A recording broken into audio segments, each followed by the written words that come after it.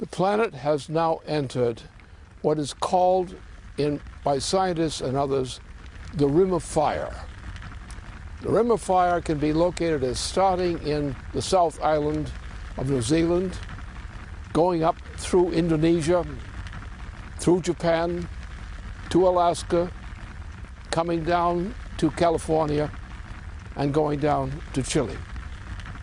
And it touches a few other areas, but this is it. It's primarily the Pacific Basin, which is a rim of fire. And no nuclear explosion organized by man could ever even approximate the power of this rim of fire. The sun has recently gone into a new phase, a kind of phase it's gone into repeatedly in times past. A period of extreme violence, which used to come with an 11-year cycle, is now apparently coming with a 13-year cycle. What happened in Japan is simply a part of an ongoing process which is generated by nothing but the sun itself, the effect of the sun. Now, in order to deal with this crisis, which having hit the South Island of New Zealand, coming to Japan, headed in the direction of Alaska, headed in the direction of California, and down again toward Chile. This thing is something we're going to have to learn how to deal with. It's not a nuclear explosion. Nuclear explosions have nothing to do with this. It's a rim of fire, well known to all specialists in this area, on this subject. Now, what we can do about this will be presented to you in some detail in the following part of this report, which indicates to you what some of the problems are that we have to understand. Problems about what does the sun have to do with this? How do we know this? What do we know about it? What don't we know about it? What are we going to do about it? This indicates that we're going through a period, probably through this year into the year 2013, which will probably be a period of greatest risk for various parts, especially parts of the rim of the Pacific, the rim of fire. And so the report that's about to be given to you now, following my remarks here, will make the matter clear to you. On the same day of the earthquake, there were auroras, the northern lights. People reported from Canada down as far south as Madison, Wisconsin, reported seeing these brilliant light shows in the nighttime skies. Now, was this just a coincidence that this occurred on the same day as the earthquake, or is there some type of correlation scientifically? Well, it's very interesting. It was a phenomenal display of the aurora borealis. But to say that the earthquake caused the aurora, or that the aurora caused the earthquake, would be a mischaracterization.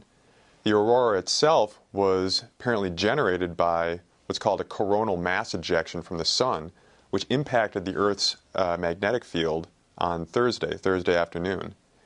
The coronal mass ejection was generated by a series of solar flares that occurred earlier in the week, Monday through Wednesday, which occurred in the context of the sun increasing in its solar activity after a several-year hiatus period. Now, the issue is that, yeah, the auroras were generated by the radiation from the sun.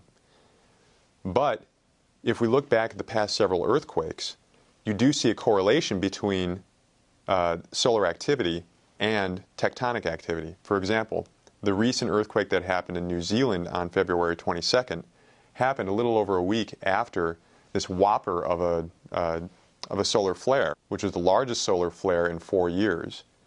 The Haiti earthquake, which happened last January 2010, occurred 2 or 3 days before a series of very powerful solar flares. So it's interesting that the coincidence and timing of the solar activity is so close in time with the tectonic activity, but you can't say that there's a causal relationship between them. So the question is, what is the relationship? Just to clarify, has there been a change recently in these types of activities of the sun? I mean, you're saying that the aurora indicates some type of heightened activity on the sun. How frequent of an occurrence is this? Is this something that happens all the time, or has there been an increase? Yeah, we're coming right out of the solar minimum, which is typically an 11-year cycle. That every 11 years it goes through a minimum and then a maximum. This particular cycle has been about 13 years, which has some interesting implications in terms of global climate. But usually it's an 11-year cycle. So you could look back and say, well, is there a correlation between increases of solar activity and increases of tectonic activity, such as the earthquakes, but also volcanism? What is that cycle actually? What do you mean by the solar cycle itself? Within the 11-year cycle, you see a decrease in the number of sunspots on the surface of the sun. And Herschel, back in the 1800s, recognized this, that the sunspots become more and more dense and then dwindle to nothing, and then get more and more dense and dwindle to nothing on a cycle of 11 years. It's actually a 22-year-long cycle, but it appears as an 11-year cycle because it goes from one pole to the other. But this is, when you have more sunspots, this represents the fact that the magnetic field of the sun, which is also known as the interplanetary magnetic field, because this thing goes all the way out past Jupiter and Saturn. These are periods that the magnetic field of the sun gets much more intense and much more active, which is what's represented by these by the sunspots. And the solar flares actually follow the path of the magnetic field off the sun. So these are periods of heightened magnetic phenomena on the sun. Could you say something about the relationship between the sun and the Earth? What is actually going on in that space? Because I think most people just have the concept of the sun providing warmth, providing light to the Earth, but don't have much of an idea of what is that space between the Earth and the sun. Yeah, the big problem is that people consider that the solar system as a whole is really just, 9 objects floating around in empty space plus this big sun, and we're kind of defending ourselves in this little corner of the solar system all by our lonesome. When in fact, if you go back to the works of Kepler, even he recognized this, that we're dealing with a unified whole system, that there are not individual separate objects in the solar system, but that there's a solar system, and the activity of that system is as a whole system. So in that sense, you have to be interested and intrigued by the correlation between the increased solar activity and then the increased geophysical activity. Because if you look right now, you had the earthquakes in the past 2 years, which are some giant earthquakes and had various effects. At the same time, just recently, within the past week, we've had explosions of many of the volcanoes around the so-called Ring of Fire, the Pacific Ocean rim. So you have an increase in geophysical activity at the same time that you have an increase of solar activity. It'd be a fallacy to say that the sun, that these solar flares are like shooting at the Earth and creating these explosions on the Earth. It would be more accurate to say, and this is something that we have to follow up on in terms of actual experiments and investigation, it becomes more clear that the solar system as a whole is right now going into a more active period, which is represented by these outbursts from at least 2 known bodies in the solar system. And I would say that we should look for more outbursts like this. Yeah, I think that the tendency would be to say, well, are the flares causing the earthquakes, or are the earthquakes causing the flares, when that's really not the right question, because you're looking at a highly dynamic system from what you're describing. Mm-hmm. And there's potentially a higher cause, but it seems like we're seeing some type of correlation between the two. So then how how do we approach figuring out what is that higher cause? Well, the first thing is to look at what happens on the Earth. You have to be a little bit more broad than looking at earthquakes and volcanoes as just pieces of rock moving around on the Earth. That is just static things that are, periodically shifting and moving. You have to look at in the domain of what we call cosmic radiation. So, for example, around earthquakes, there's a phenomenon of eyewitness accounts of various kinds of strange lights that happen around the epicenters of earthquakes. Many people have described seeing strange lights. For example, in the Chilean earthquake back in 2008, there was a show of lights around the area in Chile where you had the earthquake, and some people claim to have actually filmed it. You're saying they see lights during the earthquake? Or? Almost like there's lightning or something like that in the distance. And some investigators have actually surveyed people around the world who have been near earthquakes to make clear that these people aren't just seeing things, but this is a widespread phenomenon. Earthquake lights. Something that's also reported very often are strange, erratic behavior of animals, like dogs and cats, for example, they have a legendary ability to forecast an earthquake before it happens. Snakes will take off from the area. Rats will flee an area. Other phenomena like strange weather patterns right before an earthquake. These are all eyewitness accounts, and we've been having these eyewitness accounts going back for hundreds of years. Now, there have been attempts to explain this stuff. The usual attempt is that people are just crazy, which is not true. But other attempts have been to say, well, maybe there is some kind of electromagnetic phenomena happening that the animals can sense and that people can see sometimes. It's not just a mass hallucination in different parts of the planet at different times. Right, like right now there's a mass hallucination that there's no such thing as a British Empire, right? But no, it's not a mass hallucination. There is some kind of a real effect going on. So the question is it an electromagnetic effect? Because then you would have a connection between the sun and the earth through the fact that we are living in a cosmic radiative environment.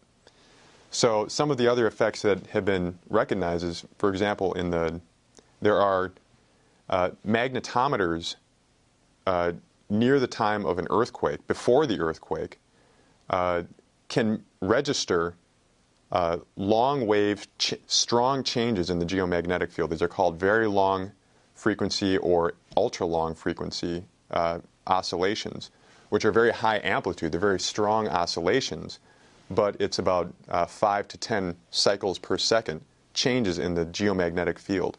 And for example, the whopper that hit Alaska in 1964, which was magnitude 9.2. Are you talking about a cycle of a change in the magnetic field, or anomalies and irregularities from what is known as the regular shape of the magnetic field? Well, the geomagnetic field already has secular variations, which are determined by some phenomena inside the Earth, but also determined by activity of the sun, for example. Our magnetic field is very closely connected with the interplanetary magnetic field. But what these guys are measuring, for example, this 1964 Alaska earthquake, there was a magnetometer which happened to be very nearby and also at a high level so that it wasn't damaged in the earthquake, measured, it was between 5 and 10 hertz cycle of change of intensity and direction of the earthquake, or of the geomagnetic field, about 2 hours before the earthquake actually hit. So an actual change in the Earth's magnetic field preceded the earthquake? The magnetic field of the Earth, the local magnetic field of the Earth, changes in response to an earthquake before the earthquake actually happened. The idea that a magnetic field is going to shift the rocks on the Earth is kind of a strange idea, but the fact is that the rocks do shift coincident with some kind of a discharge of electromagnetic radiation, which changes the magnetic field. It can be picked up by weather satellites as increased infrared radiation before and after the earthquake. It can also be picked up by some of these global positioning satellites, which have to essentially shoot signals back and forth through the ionosphere, which is a charged layer of the atmosphere. And they pick up that days before, up to 6 days before an earthquake, you have a change in the ionosphere above the area that the earthquake is going to hit. And then that change diminishes after the earthquake over a period of several days.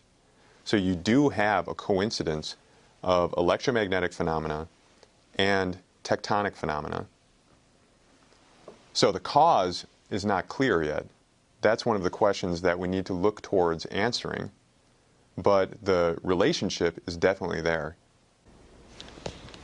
Now, in recent videos,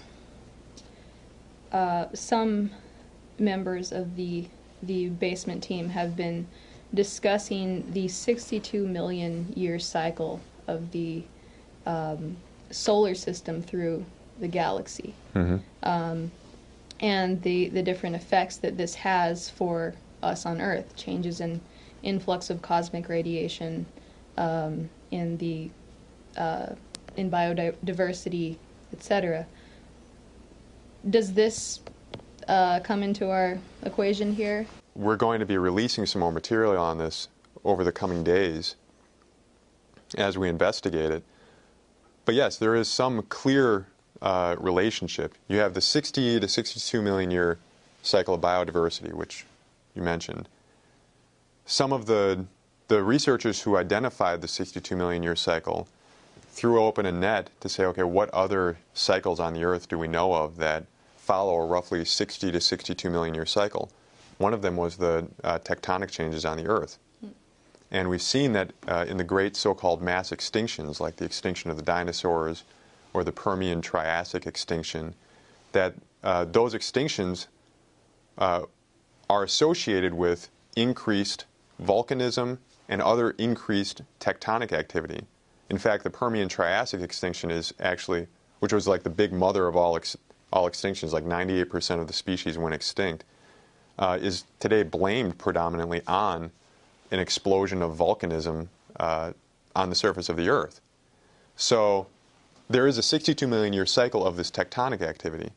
Now, what we're interested in is the fact that the anti-entropic development of life on the Earth, which goes through these so-called mass extinctions in the form of transformation of the organisms into higher and higher types of organisms, and a transformation of the whole biosphere in these shifts, that must be due to a change in the cosmic radiation environment of the whole solar system. So therefore, a current link that, were we to be able to find a link between increased cosmic radiation in the form of the sun's activity and increase in tectonic activity on the Earth, then we have an experimental domain to work with, while observing the fact that you have increase of tectonic activity and rapid transformations of organisms, periods of transformation of organisms on the Earth, which is periodic. And the other interesting thing is that the 62 million year cycle is not a solar system cycle, but it's actually a cycle of our travel through the galaxy. So this is a galactic transformation period. Well, it really seems like, well, there's a lot of implications for what you've just gone through. A lot of what we witness on Earth every day is the result of a higher process, but then also it seems that there's a real coherence between these developmental processes, the development of organisms, and in these tectonic shifts that are an effect of a higher process. I'd like to ask you what we should do with this. I mean, where do we go from here? What do we need, given the current economic and political situation that we're in? Where do we go with this? Well, over the next couple of days, we're going to be pulling together a more detailed picture of the implications. But for now, it's pretty clear that step one, besides dealing with the immediate damage of in Japan and the surrounding areas due to the earthquake and then the gigantic tsunami, we need to get rid of President Obama. That would be the best first step. and then we could put through the Glass-Steagall and the other types of economic changes, so that we can start putting back together our human spaceflight program.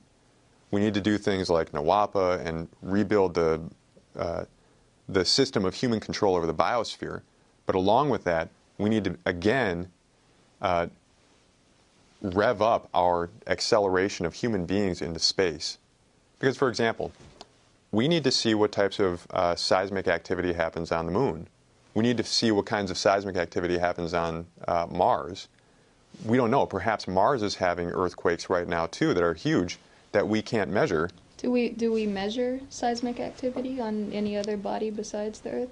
Well, the Apollo astronauts put seismographs down onto the surface of the moon, but those were shut off pretty soon after the Apollo program was ended. So we used to, but now we're confined to the surface of the Earth. What we need to see, is this a solar system-wide phenomenon? And the only way we're going to do that is by getting out into space with people who can do the exploration and put the types of devices out there that we need. Right, because if we're not measuring the possibility that this could be an effect on the level of the solar system, then it's going to be very difficult to determine that higher cause. Exactly. If we stay on Earth, we're pretty much screwed. We got to bring people and cats and dogs to the moon and to Mars to see if they respond at the same time to heightened solar activity the way they do on the Earth. We've come to a time that science must advance itself to the point that we understand better how to deal with some of the peculiarities of our galaxy. Because our solar system, of which the sun is the center, is merely a part of our galaxy, an integral part. The galaxy is not something distant from us. We are in the galaxy. We're on the rim of the galaxy. That's where the solar system is. And often in the past, like the extinction of whole species some time ago, entire species were wiped out and new species emerged of living species on this planet. It was caused by a temper tantrum of sorts, you might call it, by the galaxy. And these are the kinds of things we have to finally come to understand. How does our galaxy work? How does our solar system work? And what are we going to do about getting out there with space exploration by man to find out what really goes on the moon, to find out some of the other things that determine what is going to happen to us on Earth? We have to get out there and find out what it is. And exploring the solar system is one step, but understanding the galaxy is absolutely indispensable.